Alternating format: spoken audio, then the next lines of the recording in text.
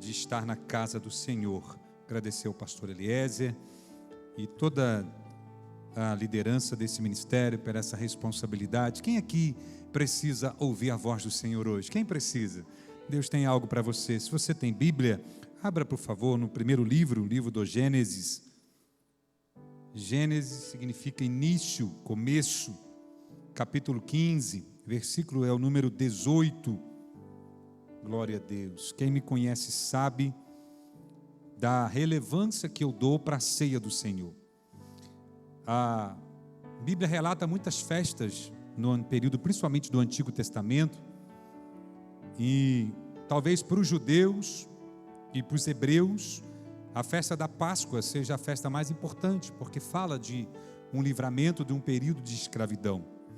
A festa das colheitas, ou a festa das primícias, era uma festa muito tradicional, em que eles reservavam para Deus a prioridade daquilo que eles iam colher, com a certeza de que eles oferecendo para Deus, Deus iria cuidar durante toda a trajetória deles pós-colheita. E a festa dos tabernáculos, ou a festa das tendas, também celebrava muito a questão do tempo em que eles passaram sem ter um templo para adorar, sem ter um lugar. Então o tabernáculo ele era móvel, eles montavam e desmontavam e faziam uma grande festa 50 dias após a Páscoa. Mas a ceia do Senhor hoje é a festa da igreja. E a ceia, ela é uma festa completa, porque ela fala da morte de Jesus, ela fala da ressurreição de Jesus, ela fala do surgimento da igreja, ela fala do arrebatamento e ela fala das bodas do Cordeiro, que é uma das coisas que vão acontecer depois do arrebatamento, aonde está escrito no Apocalipse que, eu não sei como, mas o próprio Jesus irá nos servir. Quem vai participar dessa festa aqui? Dá para levantar a mão e dar um glória a Deus aí no banco? Então a ceia é uma festa completa, porque ela fala do passado como memorial, ela fala de um presente como uma comunhão, e ela fala de um futuro como uma antevisão. O que nós estamos fazendo aqui hoje vai ser feito um dia no céu de glória. Você pode dizer amém? Olha o que o texto sagrado diz no livro do Gênesis, capítulo 15, versículo de número 18. Naquele mesmo dia fez o Senhor um concerto, uma aliança, um pacto. Eu estou usando 3 expressões apropriadas, sem fugir da escrita bíblica, com Abraão, dizendo: a tua semente tenho dado esta terra, desde o rio do Egito até o grande rio Eufrates. Amém? Feche os olhos. Senhor, nós te louvamos, nós te exaltamos. Nós bendizemos a Ti, Deus, pelo privilégio, Deus, de participar da ceia do Senhor. Obrigado, Deus, porque aqui já louvamos ao Teu nome, já enaltecemos, já glorificamos, já dizemos, Pai, que estamos na Tua graça, estamos, Pai, de acordo com a Tua vontade. E agora chegou o momento do Senhor falar conosco através da Tua gloriosa palavra. Por isso, Deus, ministra sobre a nossa vida em o nome de Jesus. Amém e graças a Deus. Queridos, a história de Abraão é uma história que você conhece. Primeira vez que a Bíblia fala de Abraão está no Gênesis, no capítulo 11. A partir do versículo de número 26, Abraão tinha um pai chamado Terá. Eles moravam em Ur, ou Ur dos Caldeus. Era uma região que depois passou a ser chamada de Babilônia. E a família de Abraão sai para Canaã, e era uma jornada muito longa. No meio do caminho, numa cidade chamada Harã, o pai de Abraão morre, Terá morre, e fica Abraão e a sua família, e eles têm essa jornada. E no capítulo 12, mesmo com a morte do pai de Abraão, Deus chama Abraão e faz uma coisa incrível com Abraão, em que na época ainda era Abrão, não era Abraão, em que Deus fala para Abraão assim: sai da tua casa, sai da tua terra, sai do meio dos teus parentes, que eu vou te mostrar uma terra, e esta terra, segundo as Sagradas Escrituras, no Gênesis capítulo 12, eu vou te dar por herança, você vai possuir essa terra, e você vai ser, através de você, uma grande nação. E Abraão começa a ter umas experiências incríveis com Deus. Depois você pode ler em casa o capítulo 13, o 14, até que no capítulo 15 Deus chama Abraão, e faz uma coisa que vai servir de lição para mim e para você aqui nessa noite. Deus promete um filho a Abraão. E você sabe da história, não vou me alongar devido ao nosso tempo. Quando Deus promete esse filho para Abraão, Abraão já tinha uma idade avançada. Diz a história que Abraão tinha 75 anos. E a sua esposa, então Sarai, tinha também uma idade muito avançada. E Deus quer dar uma prova para Abraão, e eu queria que você prestasse muita atenção, de que o que ele estava falando, ele ia cumprir. Então Deus pede para Abraão montar um holocausto, e Abraão monta um holocausto. Abraão começa a oferecer, o texto sagrado diz, nesse capítulo 15, que Abraão pega alguns animais, parte ao meio, coloca numa mesa, coloca o fogo, aquela fumaça sobe, e Abraão passa o dia inteiro fazendo aquele sacrifício que Deus mandou fazer, só que Deus não respondeu nada para Abraão. Isso aqui já tem uma lição para mim e para você. Deus não tem compromisso com o seu tempo, Deus tem compromisso com o tempo dele. E quando vai chegando o entardecer, depois você lê no início do capítulo 15, diz o texto que Abraão, além de não ter a resposta de Deus, ele teve que defender o altar que ele fez com aqueles animais sendo queimados, de aves de rapina, ou seja, alguns animais, talvez na linguagem nossa, né? Alguns corvos, alguns urubus estavam tentando pegar o sacrifício que Abraão estava oferecendo para Deus, e o texto sagrado diz que Abraão teve que defender o seu altar, teve que lutar por aquilo que era seu, e de repente o Senhor ouve e vê aquilo que Abraão fez, e diz para Abraão assim, no capítulo 15, versículo 17, que posto o sol, houve escuridão, e um forno de fumaça, e uma tocha de fogo passou pelas metades, ou seja, tinha uma metade animal de um lado, tinha uma metade um animal do outro, no meio daquele animal que estava sendo sacrificado, tinha uma tocha de fogo, que significava a presença de Deus. Quem crê que Deus está presente aqui nessa noite? O fogo é o Espírito Santo dele. Só que até aí tudo bem, aí Deus fala para Abraão, e aqui eu começo essa simples ministração. Diz o texto que Abraão recebe a voz de Deus, e o Senhor faz um concerto com Abraão. O Senhor faz um pacto com Abraão. O Senhor faz uma aliança com Abraão. E quando a gente fala de concerto na Bíblia, de aliança, eu não vou me alongar em detalhes, mas para os orientais um pacto era uma coisa muito séria. Provavelmente o pastor Eliezer vai ler aqui 1 Coríntios capítulo 11, a partir do versículo 23, onde Paulo recebe do Senhor a orientação para a ceia. No versículo 25 diz assim: este é o sangue da nova aliança. Ou seja, esse é o sangue do novo pacto. Um pacto de sangue na Bíblia era uma coisa seríssima. Eu acho que eu nunca disse aqui, mas entre os patriarcas um pacto de sangue era feito sentado no chão, um homem de um lado, um homem de um outro. Eles tinham uma ferramentazinha básica, como se fosse uma navalha ou uma faca bem afiada. Um homem colocava um copo de vinho na sua mão, um outro colocava um copo de vinho na sua mão, e eles serravam, cortavam um pedacinho do punho, e pingavam algumas gotas de sangue naquele copo com o vinho, e trocavam um com o outro. O que significava dizer isso? Tinha um pacto, tinha um acordo sendo feito.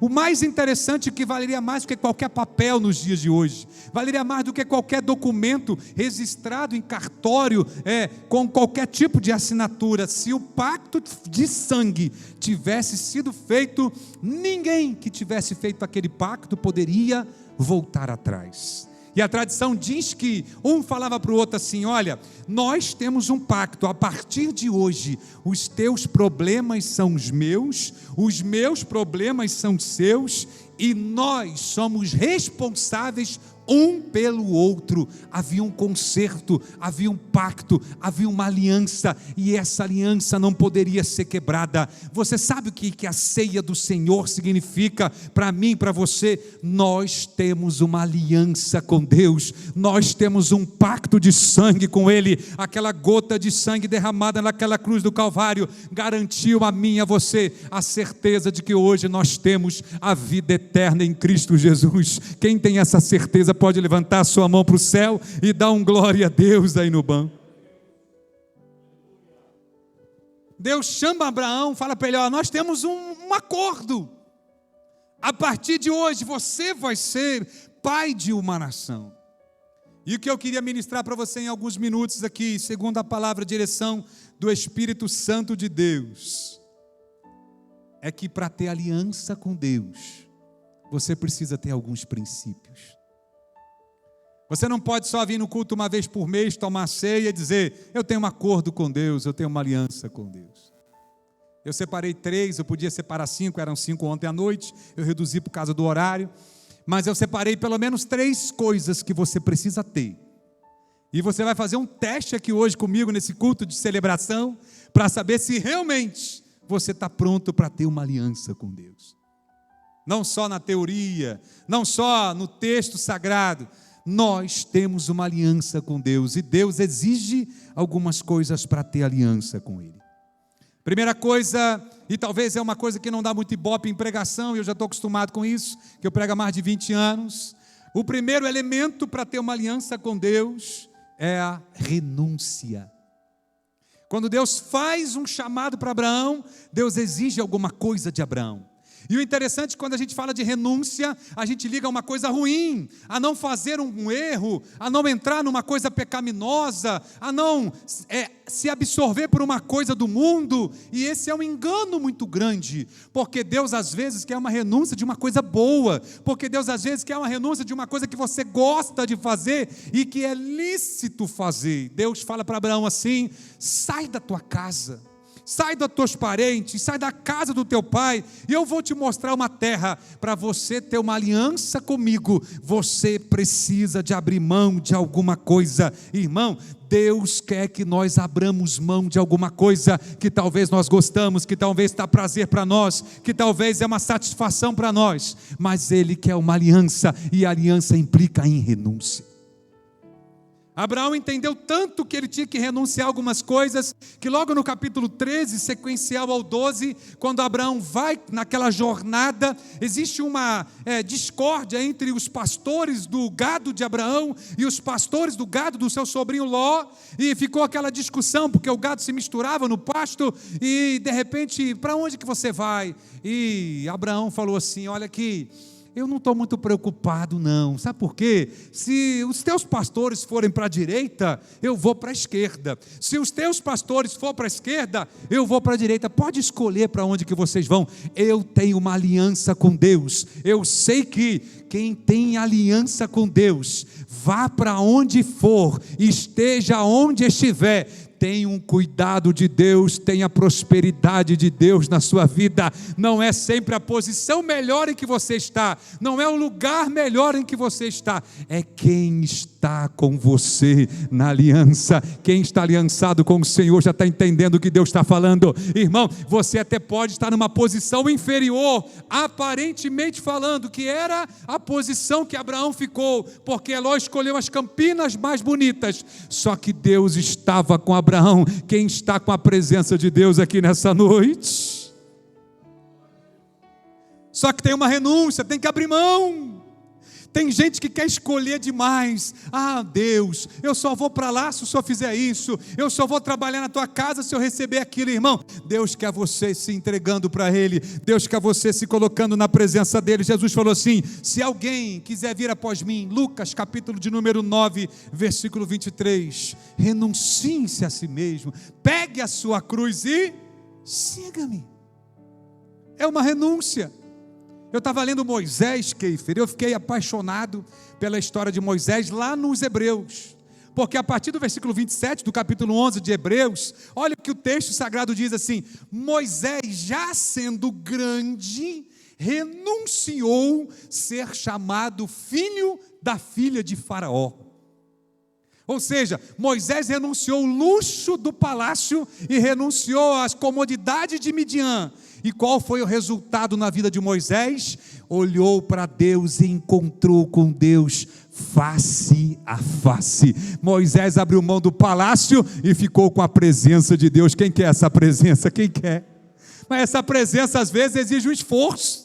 É aquela quarta-feira que você está cansado, trabalhou até 6 horas, 6h30, não sei, e aí você fala, poxa, hoje é o encerramento do propósito, vai vir um pastor de mais de 150 quilômetros de distância para vir, aí você fala, mas eu vou domingo, aí você renuncia à presença de Deus para ficar sentado às vezes, num sofá, numa cama, não sei, descansando o teu corpo físico, aí depois você reclama, por que as coisas não acontecem? Irmão, Moisés foi o maior profeta do Antigo Testamento, porque ele abriu mão de ter para estar na presença daquele que tem todas as coisas.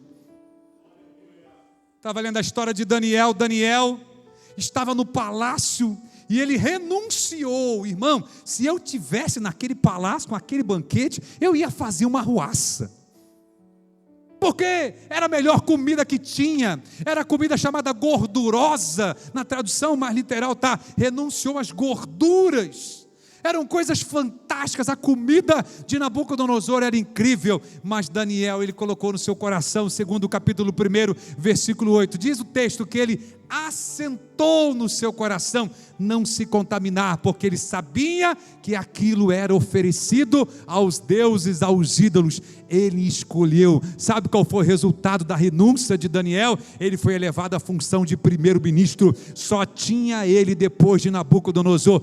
Deus tem algo grande preparado para quem quer renunciar. Você crê nessa palavra? Não tem aliança com Deus sem renúncia. Me lembrei agora do cego de Jericó, o cego Bartimeu. Lá em Marcos capítulo 5, ele clamando e o pessoal, rapaz, você está atrapalhando, você está gritando muito alto. E quando Jesus chama ele, olha o que o texto sagrado diz. E ele lançou-se a sua capa. O único patrimônio que um cego tinha era a capa. Capa significava segurança. Ele abriu mão da segurança dele para ir atrás de Jesus. Irmão, tem gente se apegando a alguma segurança humana, se apegando a alguma circunstância humana. Quando Jesus te chama, abra mão de tudo, porque Ele tem uma cura preparada para você. E Jesus pergunta para aquele cego, o que você está querendo? O que você quer que eu te faça? Ele diz, que eu veja. E na mesma hora ele ficou sarado, porque abriu mão daquilo que tinha, renunciou à sua capa. Lembra quando Deus chama Eliseu?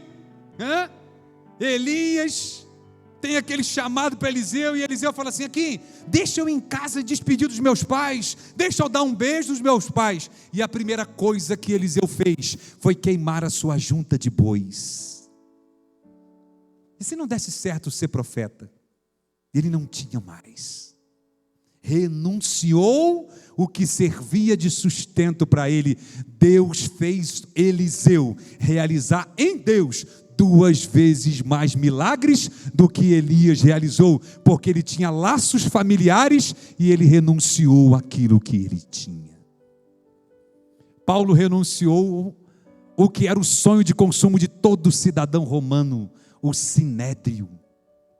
Sinédrio era um corpo de 71 homens, que era uma mistura, pastor Wellington, se fosse hoje, do Supremo Tribunal Federal com o Congresso Nacional. Palavra sinédrio, né? Sim, junto, édrio, sentar. Ou seja, se sentavam juntos os maiorais da época, só o poder. Eles tinham capacidade de tomar decisões criminais, políticas e religiosas. Paulo era para ser um membro do sinédrio, e ele, no entanto, renunciou. Ele falou, não, eu estou crucificado com Cristo. Não é assim que diz Gálatas capítulo 2, versículo 20, não vivo mais eu renunciei a viver, Cristo vive em mim. Se você quer ter uma aliança com Deus, você tem que abrir mão de alguma coisa. Ah, pastor, mas você está falando de Paulo, de cego, de Moisés, de Abraão. Irmão, o maior exemplo de renúncia é o seu Senhor e Salvador Jesus Cristo. Paulo falando sobre ele em Filipenses capítulo 2, versículo 5, Paulo falou assim, eu queria que vocês tivessem o mesmo sentimento que teve em Cristo Jesus, que quando era Deus, não quis ser igual a Deus, antes se aniquilou, se apequenou a si mesmo, tomou a forma de homem, foi humilhado. Paulo falou assim, eu queria que vocês fossem igual a Jesus, que mesmo tendo tudo, não quis ser nada. Só que tem uma coisa linda para Jesus, eu quero concluir esse tópico aqui nessa noite. Quem renuncia, sabe o que o próprio Paulo diz na sua carta aos Filipenses? Mas Deus o exaltou soberanamente e lhe deu um nome que está acima de todo nome, para que toda língua confesse que Jesus Cristo é o Senhor. Jesus abriu mão da sua glória, mas Deus o exaltou. Quem quer abrir mão de alguns princípios, quem quer abrir mão de alguns gostos, irmão, Deus é um Deus de aliança, e aliança exige renúncia. Só que falar de renúncia não é agradável. É quando você abre mão de alguma coisa, do seu cansaço, da sua vontade. Só que para ter uma aliança com Deus não é necessário só renúncia. Você precisa de mais uma coisa. Deus exige na sua aliança exclusividade. Quem já ouviu falar que Deus quer a prioridade na sua vida? Quem já ouviu falar? Porque a gente lê Mateus 6,33, não lê assim? Buscar em primeiro lugar o reino de Deus. Então Deus quer a prioridade. Só que se você for para a Bíblia, você vai ver que Deus não quer só a prioridade. Deus quer exclusividade. Você já sabe, mas eu vou refrescar a sua memória em dizer que Deus não aceita fazer sociedade. Ou Deus é tudo na sua vida, ou Deus não é nada. Mas eu vou dividir um pouquinho. Você lembra quando Elias estava lá com os profetas de Baal, no capítulo 18 de primeiro livro dos Reis, e versículo 21, Elias fala assim aqui: até quando vocês vão ficar vacilando, ou vagueando, ou cocheando entre dois pensamentos? Aí Elias faz uma coisa que serve para mim e para você. Analisem, se Jeová é Deus, seguinho. Se Baal é Deus, seguinho. Porque o texto sagrado diz em Mateus capítulo 6, versículo 24, que não tem como você seguir a dois senhores, porque Jesus falou assim: ou há de odiar um e amar o outro. Não tem como. A gente não consegue. E quando Deus faz aliança com Abraão, Deus é tão perfeito, está no capítulo 17, versículo 1, que Deus chama Abraão e diz assim, e apareceu o Senhor a Abraão e disse, eu sou o Senhor teu Deus. Na tradução do hebraico, a palavra para o Senhor teu Deus é El Shaddai. O que é El Shaddai no hebraico? Eu sou o Senhor teu Deus Todo-Poderoso. Deus está dizendo para Abraão assim, não precisa de outro, eu sou o maior. Deixa eu perguntar, quem serve esse Deus maior aqui nessa noite? É o El Shaddai, não tem outro igual a ele. Deus é um Deus que é capaz de suprir todas as necessidades da sua vida. Lembra quando Josué estava aquela situação difícil, caminhando no meio daquela circunstância, ele falou assim aqui: se vos parecem mal a vocês servir ao Senhor, está em Josué capítulo 24, versículo 15, vocês fiquem à vontade, não tem problema, né? Pode escolher se vocês querem servir o Deus dos amorreus, aonde nós estamos, ou se vocês querem servir aos deuses dos vossos pais, que era esse El Shaddai. Vocês podem escolher. Só que Josué falou uma coisa linda, que eu tenho certeza que esta igreja, Assembleia de Deus Matriz de Bom Jardim vai falar. Josué falou assim: pode escolher quem vocês quiserem, só que eu e a minha casa, nós serviremos ao Senhor. Quem quer servir esse Deus exclusivamente? Você não precisa de um outro Deus, você não precisa de uma outra circunstância, você serve esse Deus que é capaz de fazer todas as coisas. Só que Ele quer exclusividade. Não dá para ser do céu e do inferno. Não dá, segundo Tiago falou em capítulo 3, que na mesma fonte não sai água salgada e nem água doce, está no versículo 12. Não tem como uma fruta ou uma fruteira dar uma fruta e no outro dia outra fruta.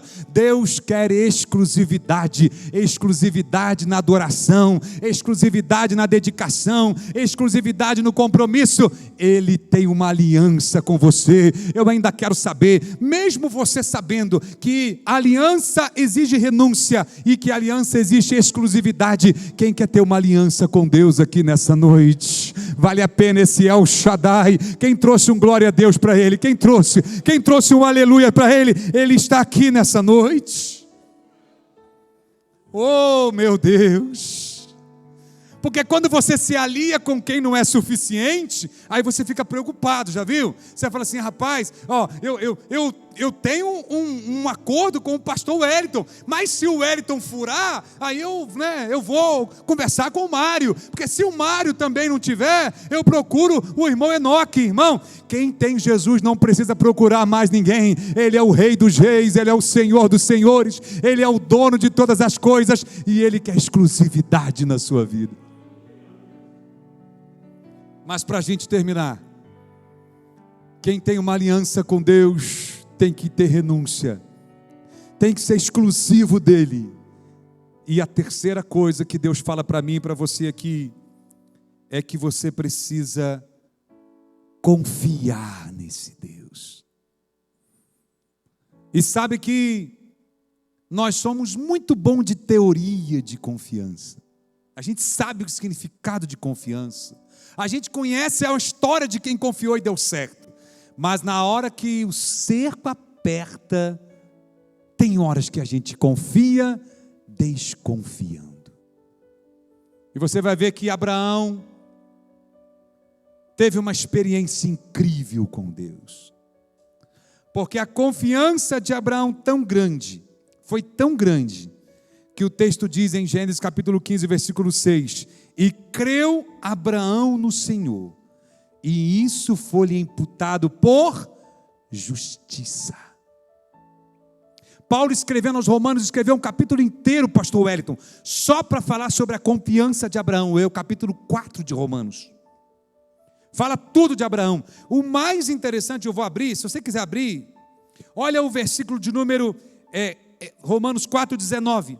E não enfraqueceu na fé, nem atentou para o seu próprio corpo já amortecido, porque era já quase de 100 anos, nem tampouco para o amortecimento do ventre de Sara. O que Paulo está dizendo aos Romanos assim, ó? Abraão confiava tanto em Deus, que ele não olhou para o seu corpo, ele não olhou para o ventre de Sara, porque sabia que Sara já tinha quase 90 anos, mas o texto sagrado diz, olha o versículo 20, ele não duvidou da promessa de Deus, mas, olha que lindo isso aqui, foi fortificado na fé, dando glória a Deus. Está escrito na palavra, irmão, que essa história de dar glória a Deus não é o pastor falando para você dar glória a Deus, não, é porque quando você dá glória a Deus, o milagre acontece na sua vida. Olha o que Paulo está dizendo, Abraão não olhou para a sua condição, porque a condição era desfavorável, ele olhou para o Deus em que ele tinha uma aliança, ele deu glória a Deus. Quem pode dar glória a Deus aqui hoje? Aí olha o que o texto diz, vou continuar, estou na Bíblia, Romanos 11, 4, Romanos 4, versículo de número 20, não duvidou da promessa, mas fortificado pela fé foi, dando glória a Deus. Olha o 21, isso é lindo demais, isso aqui é motivo de você exaltar o Senhor, e estando certíssimo de que Ele que tinha prometido, também era poderoso para fazer. Irmão, Abraão falou assim, aqui tem uma coisa, Deus falou que eu vou ser pai, depois ele veio com uma conversa de fazer uma aliança comigo, que vai mudar o meu nome para ser Abraão, pai de uma multidão. Eu só sei de uma coisa, se eu olhar para a minha condição não tem como, se eu olhar para a de Sara não tem como, mas quem prometeu é poderoso para cumprir, quem prometeu, quem tem uma aliança comigo é poderoso para fazer. Irmão, quero dizer uma coisa para você debaixo da palavra, se alguém aqui tem alguma promessa de Deus, pode ter certeza, se Ele prometeu, Ele tem poder para cumprir. Ele é um Deus de promessa, Ele é um Deus de pacto, Ele é um Deus de aliança, e Ele é um Deus que não pode negar a si mesmo. Abraão tinha uma certeza tão grande com Deus que o escritor aos Hebreus, falando dos heróis da fé, no capítulo 11, versículo 8, diz assim: pela fé, Abraão obedeceu, sem saber para onde ia. Abraão, vou te levar para um lugar. Estou dentro, não sei onde é que é, eu estou indo, porque o Senhor que tem uma aliança comigo, o Senhor falou, se o Senhor falou vai ser uma coisa boa, irmão. Deus é um Deus que tem o melhor preparado para mim e para você. Só que a gente confia, hein? Lembra da filha de Jairo? O pessoal assim, Marcos 5, rapaz, para, a tua filha já morreu. E o que Jesus fala para Jairo? Jairo, não tenha medo, confia somente. Quando Jairo foi ver, Jesus já tinha ressuscitado a sua filha. Irmão, hoje é noite de você renovar sua aliança com o Senhor aqui nessa noite. Mas como é que eu sei se eu confio ou não? Vamos fazer um teste, rapidinho. Número 1 de quem confia. Quem confia, entrega. Deus chama Abraão aqui, me dá o teu filho aí. Pega o teu sorriso. A palavra Isaac significa sorriso, gargalhada no hebraico. Porque quando Abraão prometeu um filho, Sara deu uma risada. Está de brincadeira. Então Isaac significa sorriso. Deus fala para Abraão assim: pega o teu sorriso e oferece ele em sacrifício. O que a palavra diz? Está em Hebreus capítulo 11, versículo 17 e 18. Pela fé, Abraão ofereceu seu filho Isaque ao Senhor quando foi solicitado. Aí o versículo 18 dos Hebreus 11 diz assim: acreditando que mesmo que fosse morto, o Senhor teria poder para ressuscitá-lo. Irmão, Abraão falou: é seu, pode fazer o que você quiser, não tem problema. Se ele for queimado no altar, o Senhor vai ressuscitar. Abraão entregou, irmão. Eu gosto do Salmo 37, 5. Um dia o pastor pregou aqui sobre o Salmo 37, 5 passos, né? Eu lembro da entrega, do descanso, mas a entrega é incrível, porque o salmista diz assim: entrega o teu caminho ao Senhor, confia nele e ele tudo fará. Sabe o que significa no hebraico entregar? A palavra entregar é galau ou galá, que é pegar alguma coisa e empurrar morro abaixo. Pensa num pneu, numa pedra grande, num objeto circular, né? Uma bola, e joga a borra abaixo e tenta correr na frente dela para pegar. Você não pega, porque você jogou, você precipitou aquele objeto. E entregar as coisas na mão de Deus é a mesma coisa. Eu estou entregando, Senhor, pode fazer o que o Senhor quiser, a minha vida é sua, assume o controle da minha vida, eu entrego para o Senhor. Irmão, quem quer entregar a sua vida para a presença do Senhor aqui hoje? Deus é um Deus de aliança, é um Deus que exige confiança, e quem confia, entrega. Lembra de Pedro escrevendo a sua carta, capítulo 5, versículo de número 7, Pedro diz assim: lançando sobre ele toda a vossa preocupação, porque ele tem cuidado de vós. Eu gosto dessa palavra lançando. Se você for estudá-la no grego, significa dizer assim: lançando em quem já está lá. Você não entendeu? Lançando em quem já está lá.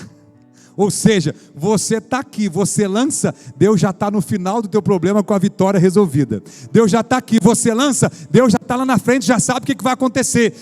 Você está aqui, Deus está lá, você pode lançar, porque Ele pega, Ele resolve, Ele sustenta, Ele guarda, Ele livra, Ele abre porta, mas você tem que entregar. Tem gente que não entrega. Parece Rodrigo emprestando um carro para alguém. Irmão, não me peça. Eu não confio. Se você me pegar o carro e dar uma voltinha, quando você chegar, eu vou rodar em volta do carro todinho, vou ver se está tudo certo, pneu, se não arranhou. Porque eu te entreguei a chave, mas eu não confio. É isso, é desde criança, eu sou filho único, eu sou mimado, tudo é meu, eu não divido nada com ninguém. Então é o jeito meu, eu sou assim. Não é que eu não acredito que você vai cuidar, não, mas eu confio desconfiando. Quem entrega para o Senhor, você pode ter certeza de uma coisa: Ele tem uma solução melhor do que você. Se Ele estragar o teu carro, é porque Ele tem um carro novo, melhor, preparado para você lá na frente. Deus tem algo grande. Quem crê nessa palavra aqui nessa noite? Quem confia, é o teste da confiança, né? Você está fazendo, né? Primeiro, entrega. Segundo, fica com a palavra. Porque tem gente que diz que confia, lê a palavra e fala assim: ah, isso é para o pastor, isso é fácil.